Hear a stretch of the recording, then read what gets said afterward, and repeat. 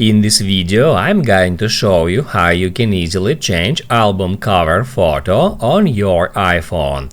Be sure to watch the video to the very end so you don't make any mistakes, and of course do not forget to like this video and subscribe to my channel.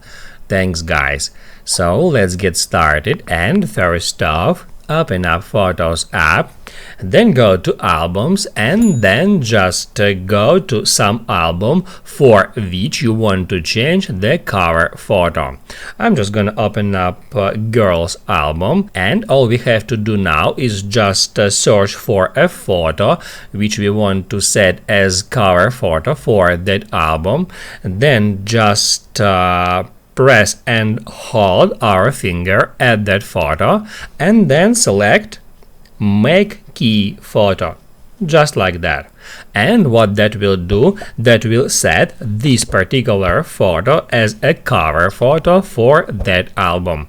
That's how it's done. Now you can write down in the comments below if you have any questions about that tutorial. Hit the like button if you like that video, and see you in the next one.